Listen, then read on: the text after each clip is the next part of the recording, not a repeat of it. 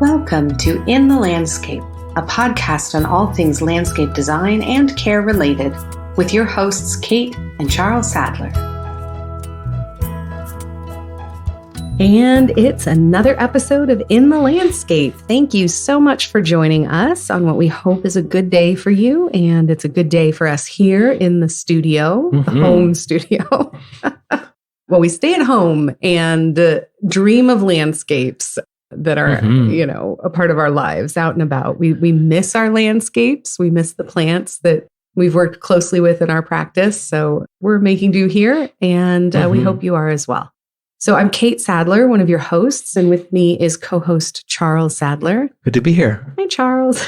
I remember the very first episode we recorded and trying to even get your name out. It's all new. You're not even quite sure how to say hello.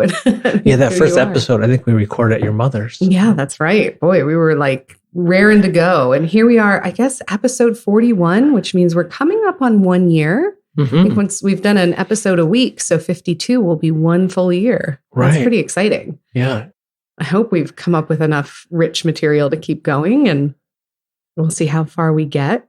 Today's episode is a strange, I shouldn't say strangely, but it feels a little bit strangely exciting when we hit upon a topic that I don't know that we've covered in great detail. So it's something we kind of wanted to go into a little bit more. We're constantly referring to the plants that we use in landscape design and how to pick the right plant for the right place. And of course, we've also talked a lot in terms of just design principles, how to evaluate things like the program in the landscape so that you know what you need, how you need to organize your materials in order to put stuff into place. But one element we haven't talked about a lot is the materials themselves. Everything from paving to fencing to pot material that you'll put your plants in if you have a little container garden. And right. All of that makes a big difference in the landscape because it's a new area to introduce form and color and function. So all the design principles we think about then go into each individual decision you make in terms of your materials. Right. To differentiate the different professions that would handle different materials. So garden design would do garden. Landscape architecture is pretty heavy on materials. We wear lots of hats. We do some landscape architecture where we're designing walls and walks. We do landscape design where it's generally heavier on the green materials, but definitely having a material knowledge and a material library of your experience, it makes you a better designer. And materials are so neat because they're really an opportunity to introduce what I almost think of as a real sense of place. Like, of course, we can plant with natives, which would give us a sense of a place, but we don't always. Folks like plants that have a variety of traits. And so we often bring in things that you wouldn't you're not like necessarily trying to replicate what you would see on a hike in terms of vegetation. But one of the favorite materials of all time that I remember is in the little garden that my grandmother had near Flathead Lake. And the material that you sat on, the little deck, sort of the little patio, I guess, was the lake rocks. And they have this very distinctive sound. And they're, of course, smoothed by the lake effect over time. And it's just a matter of kind of collecting them and placing them. And then there's driftwood about. And so that was, if I think of kind of like my favorite garden material of all time, I would say that's it. And it's because it's so of the place. And so I remember the water sitting on the shore there and the sound of the water lapping the shore and the sound of the rocks. It was very distinctive. Because it's not a sandy beach there on Flathead Lake in Montana. It's got good sized rocks. And so the water is kind of being diffused around all these rocks. And it's a little different from the effect you get with like sand at the seashore or something. Right. So it's from your auditory perspective. I know we talked about sensory gardens last episode. So it's something to consider that material can introduce some of those effects that we've talked about. We've also talked about accessibility and how the materials that you select for things like paving can actually have a great impact on whether it's slip resistant or, of course, you don't want pebbles if you're moving with wheels. And there are things to consider there. And there's new technology too, where some of the public gardens, let's say it's a Japanese public garden, and they want it to be handicap accessible, which is vital. So everybody can use it equally. There is technology of compacting different types of crushed rock, gravel. The Brooklyn Botanic Garden has done that in their Japanese garden. So it looks pretty traditional. Now the path was widened, so people can pass. You can definitely a person in a wheelchair could use it. It's compacted to a certain level. A wheelchair or a walker or a cane, it passes that, that suitability. And then at the New York Botanic Garden, their relatively new native garden, it's very small pebbles, which are set in a resin. So it looks like pebbles, but it's not moving. Well, and I think that's maybe something to go into in greater detail here, because some of the materials we're going to discuss are very old, very traditional, and yet there is a field of material science where people are trying to find better ways to, or maybe even more accessible in terms of cost, or as we will get into in terms of permeability, because we can't create too many spaces that just have endless runoff. So the science behind improving materials, or at least adapting them in a way that meets our needs, and maybe in a way that's price conscious, is a good goal. So we'll talk through that. But we'll also talk through how you contact the companies that make these and then assess them for your own needs, because you can't very well go in and do a trial run. Good point. You might get a sample, but you can't necessarily pave the driveway and then see if it works or doesn't work. So you have to be careful up front about assessing which materials are going to work for you and getting some expert input there. Right. For along the lines of materials, it occurs to me, there's the Green Building Council, there's the Sites Initiative, there's the sustainability movement. So within that, if let's say you're building a house and you want it to be to get a green building seal of approval, or if it's a public space, one of the components is where the material is sourced within a limited distance. So it can vary, but it's at 50 miles from the site. Is it within 500 miles? So when you're at a stone dealer, you might fall in love with a stone that came from Italy or from South Africa or China. If your goal was to have it to be close to the site, then those materials wouldn't work. And so that's that whole mindset of if it's going to be on a ship and trucking, and that contributes to pollution. And so if you're thinking about everything from paving to containers to fencing, is this something that you should be evaluating all together at the same time? Should you be making these decisions and comparisons collectively, or can it be done piecemeal? Doing it, maybe the luxury of design is that you do it collectively. And an idea board where you're collecting images of gardens, materials, and other elements that appeal to you. So you could do that on a personal level. As designers, we do that.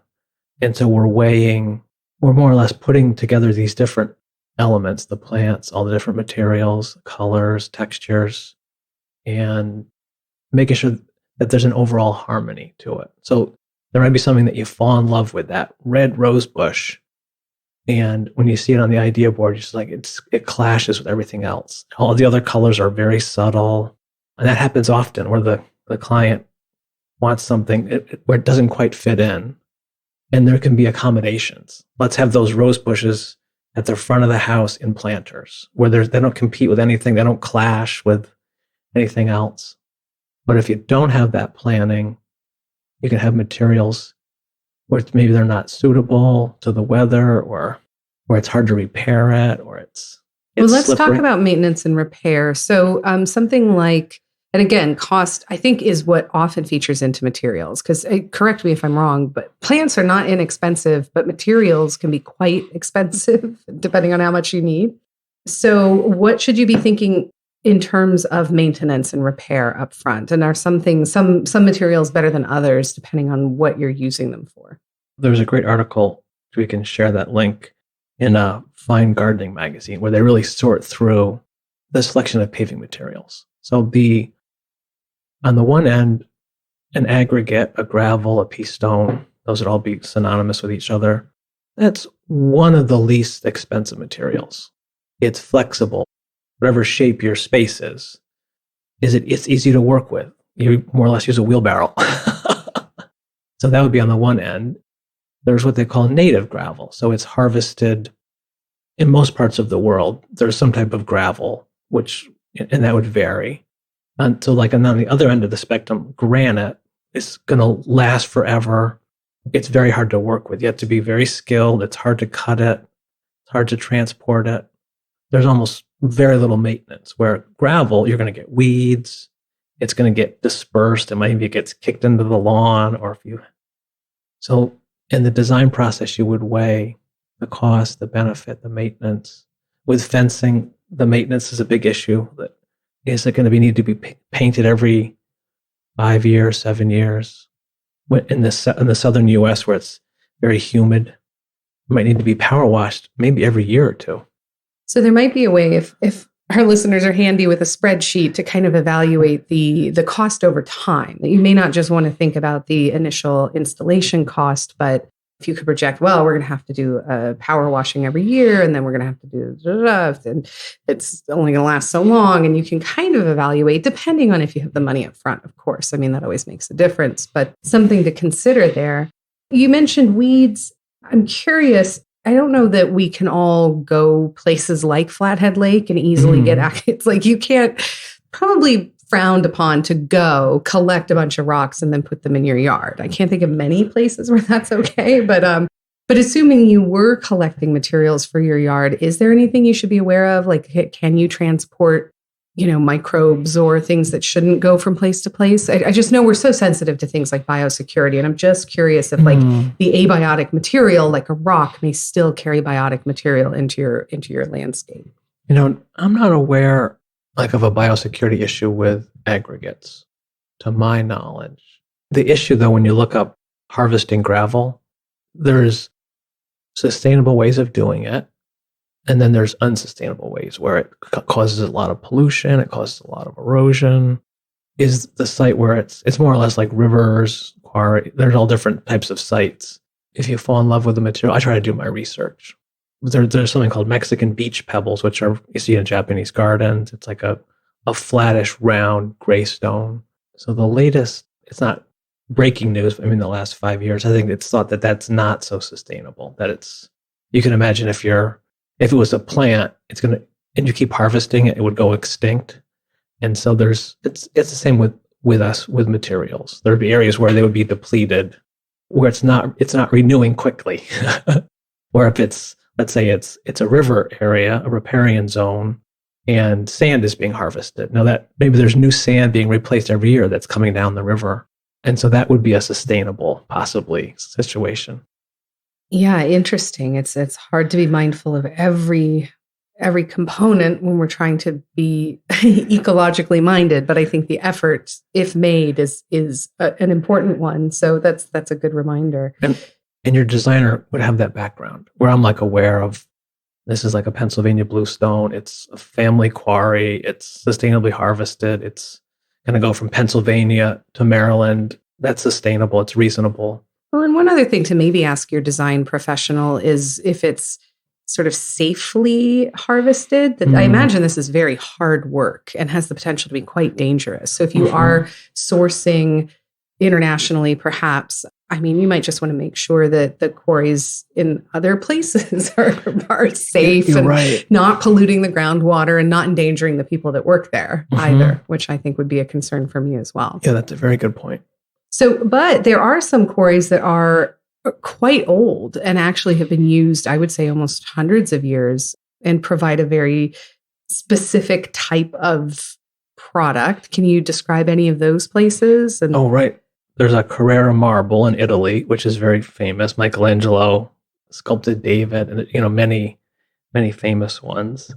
There's Indiana limestone, which is, I think it's in the Bloomington, Indiana region. So that's a light colored stone. And many U.S.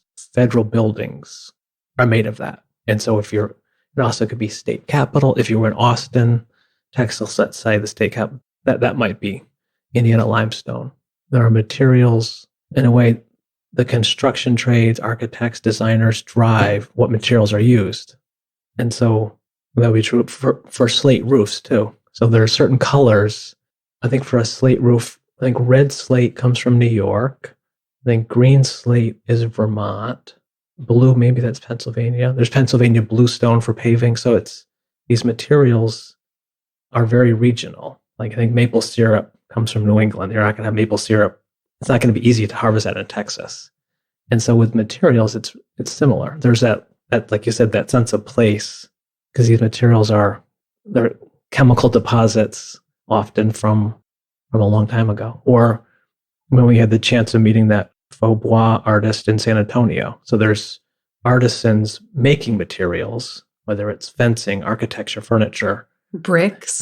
Oh, right. That's another great. You went down the rabbit hole of brick research. Oh, right. Can you share what you have discovered about bricks? Yeah, I mean, bricks, I guess, out of ignorance, I thought, those are clay. So when you see there's old pictures of brick where they make them out of molds, I know a little bit about modern bricks, but not much. So some of these largest national producers of bricks, they're harvesting shale. So it comes from, which is a clay deposit. And then they're pulverizing that into a dust, into a powder.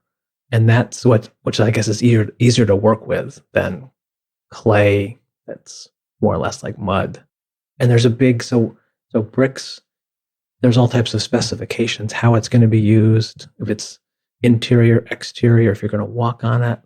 So, well, and that's something to consider, I think, for most materials, because, brick was used quite a bit because it was fire safe, right? Oh, in right. terms of building construction, not used on the West Coast so much because it's not earthquake safe. So you have to think carefully about where you are in terms of material use. Yeah, the brick history, since we spent time in the Hudson Valley, we still work there, have an office there. The tragic fire in New York City, 1835. After that point, the building code dictated more or less like use of fireproof materials. And so throughout the Hudson Valley, it was Westchester County, like way up the Hudson River. Along the banks of the Hudson River, there are clay deposits. And there were, I'm going to guess it was at least a dozen brick making operations sprung up to supply New York City with, millions and millions and millions of bricks. And you still see the bricks along the seashore. So riverbank, not seashore. So there might be an opportunity, depending on the laws of the municipalities, to maybe like collect a brick or two if you wanted to have a special material in your collection. And they're often stamped too, where it could be like the family's last name. There's a company I remember chatting with, they're in the Midwest, might be St. Louis vicinity, who their specialty is reclaimed bricks. So for a really special project, you're building a garden folly or new house, there's no way to get the character of old brick except using old brick. And there's also reclaimed curb, sidewalks that would be stone. And so there's a whole trade in repurpose, reclaimed materials. Well, and that goes back to that issue of being sustainably harvested, essentially, because you're sort of upcycling, recycling old materials. Right. What about walls? Are walls something you use a lot in your design? And how do you pick the materials? I imagine, and again, it's a little bit like using, like the boulder itself maybe isn't as expensive, but getting the manpower to get it into place is. So, right. What are your thoughts on walls in the landscape? Yeah, walls add a lot of character. I mean, that's in the Northeast and New England. I guess in the Mid-Atlantic and Virginia, you see some stone walls. So they add a real sense of place. And I think originally it was practical. The area was logged, early U.S. settlers, and then the stones were removed so you could farm. So a stone wall, it's just timeless. So like you said, the stones themselves are not that expensive, like particularly if they came, from the vicinity, but the labor and the know-how to construct them. And so it used to be a stone wall was all stone. Now, often the inside of it is concrete block, often, and then the stones are more or less on the facade. So an element like that increases property value. It has a high cost, but it also raises the quality. It's going to appreciate in value over time. It'll get a patina. And so design elements like that, I would say cost is not the first factor. You think maybe a simple stone wall is all that's needed, and you don't need lots of shrubs or trees or other types of fencing. So it really, I guess, design in a sense is thinking of what's the most beautiful, simple solution first, and then backing out the cost of it, how you would achieve it. And when you're doing paving, again, you're really going to probably enlist someone's help. But is there anything you should think of in terms of geometry and how geometry features and how we access these things? So geometry in paving, there's paving that's directional. So a brick would be a common, it's longer than it is wide. So there's different ways it can be used. If you have a path, the brick is generally going one direction. Now, what happens when you meet another path? Those bricks have to reconcile themselves. Generally, one path is going to be more noble than the other. So one's going to be, the bricks are going lengthwise, and then when the other path meets it, they're going sideways, let's say. Now, if you have a material like a classic in the New York City parks, there are the hexagonal asphalt pavers, which when you see them, they're actually quite handsome. You might not think asphalt, I think of as sort of a, cheap, like not a beautiful material, but the asphalt pavers are quite nice. So those are unidirectional. There are many materials, so even a square is directional, because if you came in at an angle, then what happens? So unidirectional materials, like in the New York City parks, no matter what direction the paths are meeting each other, these materials can reconcile themselves. So that would all be part of the design process of the type of material. If there's going to be intersections, then the material has to be able to more or less be graceful coming into intersections. And if it's not, so with brick often, when there's an intersection, you might change the material or change, like if the walkways are brick and then the patio is bluestone, that's a common, or vice versa. So when you're going from a gathering space to steps to a walkway, you can change materials, and then you don't have to worry about how those geometries are going to reconcile. So what are your favorite materials to work with, or do you have any? Are you partial to any? I know we're partial to certain plants, so. Well, I probably have the most experience with bluestone and brick, I would say. Getting my experience in my early career in the Northeast, bluestone was like readily available. It could be very modern, or it could be very traditional. So I probably have the most experience with that. And it's commonly used around pools? Mm-hmm. Oh, right. Okay. It's pretty easy to work with. Granite is amazing. I mean, it's like the patina comes in different colors. There's a high level of precision. It's not likely to chip. Where bluestone, I've learned the hard way, where doing a design, let's say when you have a step, the bluestone can hang over the step, which you generally would see. I remember doing a design, and then the snowplow, it was where a step met the driveway and the snowplow chipped it. So if I was to do that again, which I have done, where a granite curb protected the bluestone. So from trial and experience, having good mentors, reading the different journals, there's a way to deftly use the materials where the chance of failure is less. So is that something you should consider? Because we did talk about, weathering conditions in terms of plants, of course. And so you mentioned the snowplow, which made me think of the salt, which made me think of wear and tear. So obviously, machinery chipping things is one thing. Is the salt and ice of winter an issue, or the heat of the sun? Is that something you need to consider? And how do you research that in terms of the materials? Yeah, that's definitely important. So like when we work in different parts of the country that I'm not as familiar with, I'd call up a local landscape architect, a local quarry, local suppliers to make sure I'm not missing something. Some of the pool paving materials, like pool decking, some of the stones used, bluestone can get so hot you can't even walk on it. So having the grass come where there's more or less just coping, so it's like a thin border of stone around the pool, and then the lawn comes almost right up to the pool. So in a more country-like setting, That can be pretty, but really thinking through or having a very light material, light colored, because there are some cases the materials in this layer, like in the southern US, it's so humid. So wood fences, I mean, they start to curl after a matter of months, so really carefully. So things like aluminum can be used. And then there's all kinds of accommodations. So it can still look pretty, but last longer. It takes a lot of consideration because it's the cost, the installation, the time.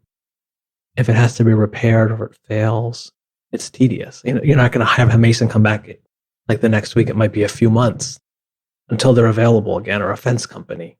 So we really try to get it right. And I quiz all these different professionals, not just ask one fence company, but we're thinking of going with this wrought iron. Is this going to work, in this condition? Now, is there a way, can you go visit places to look at materials, or will they send you samples, or is that something they only do for professionals? Yeah, that's a great question. There's a favorite in the Hudson Valley, Bedford Stone. It's both, like they more or less just have one price. So it's open to the public. They don't have, some places are wholesale only open to the trade. And so this would occur, all over the world, to my knowledge, where there'd be a supplier. It could be fencing, paving, stone, you name it. And they would have a showroom where they would display, this is what a cobblestone wall looks like. This is what a granite patio looks like. A really important component when you read about that and work with the different materials is, what does it look like when it's wet? In that fine gardening article, it described that, which I've seen this, where it can be a very subtle material, where it's like a tan and there's like a little hint of like a red vein going through the stone. When it gets wet, that red could look like a lightning bolt, like this bright red. So when selecting materials, when I've done this or seen this with a client, where you lay out 5 types of brick on the ground and then get them wet, this is what it's going to look like. They can change dramatically with stone, brick, and then actually having it in the location where you're going to use it. If it's shaded, it's going to look different. If it's full sun, like imagine you fall in love with a light colored marble and you think, oh, that'll be good. It doesn't get us hot in the summer. For a pool deck, it might be blinding. It might be so white that it would be painful, which there's some office buildings in Manhattan I can picture across from Bryant Park. Might be called the Grace Building. It's like a white building, maybe white marble. It's very striking. The paving on the sidewalk is also white, like a white marble or white stone. It is blinding. Even with sunglasses on, it hurts your eyes in the summer. And so that would be an example, multi-million-dollar project. They thought of every little detail, but they didn't think of that. It does occur to me that you would want to think of not maintenance, yes, repair, yes, but also cleaning in a way that, because this is the landscape. And so you could have little cat paws or dog paws or toddler paws going across some of these surfaces, and just thinking in terms of, is it going to preserve the look if it's getting messy and being used? And so that program is so important. Yeah, you're right. Is it like if it was a haircut, is it a practical haircut that could look good every day? Or does it require so much maintenance where it only looks coming from the salon, it never looks that good again?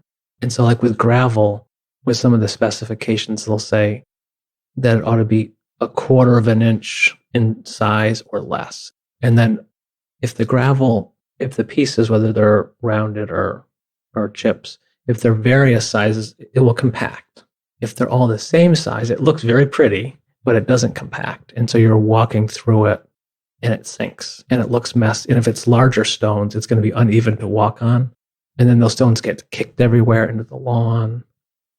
So in some settings, it's okay. But if it's, let's say it's right next to the lawn, or they're going to be snow plowing. And so really playing out the materials and things, even with all that, sometimes materials need to be switched out. After 5 years, we love this material. It's too much of a pain in the neck. We need something more practical. And that happens. All right. Anything else to say about materials? Anything we didn't cover? I know you had a lot to say on the topic, so I just want to be sure we catch it all. And now might also be a good time for the design principle. Oh, right. As we come to the end of the episode. End of the episode. So one of the principle for the week would be unity. we talked about, I think it was hierarchy last week. So unity and hierarchy, I mean, the principles relate to each other. They work with each other. So unity would be a cohesiveness, so that red rose bush that you love, it doesn't look like a sore thumb. It's because it's so out of place. So with the materials, the unity would be the careful selection that this fencing material, it works with the climate, it works with the style of the building, it's easy to maintain, the cost is agreeable. And so once you select that, you're gradually selecting the various elements, materials, the plants, that there is a unity to them. And so now it can be so unified that it's boring. And so we're not aiming for being boring. So one of the suggestions, which I use, whether it's paving or plants, is having, like if it's like one of the suggestions for paving, within a given area is to limit it to like 3 different materials. So like brick, bluestone, and then like a granite trim, let's say. And so that's still going to be very interesting. There's times to break the rules, like at Dumbarton Oaks, Beatrix Ferrand, there's pebble mosaics where it's this multitude, just incredible variety. So it's not to say these guidelines, it's not to be rigid, but to be mindful. When we work on projects where we're developing a master plan, particularly on older properties, there might have been one main fence style, but then that was quite expensive. So then they have another fence that abuts it. And then that wasn't quite modern enough. And there's a third style. So then that's like a lack of unity. And so it feels sort of disjointed. Great. Well, we hope you have fun playing around with materials. I'm sure the combining and contrasting is a fun part of the design, and certainly a bit of a departure from the plant material that we talk about so frequently on this podcast. You asked about getting samples. It's definitely possible to get samples from the stone yards. There's some that you can take with you where it's like a mason board which has very thin veneer of brick or stone. And you could bring that back to your site, get it wet, look at it in the shade, like live with it for a month.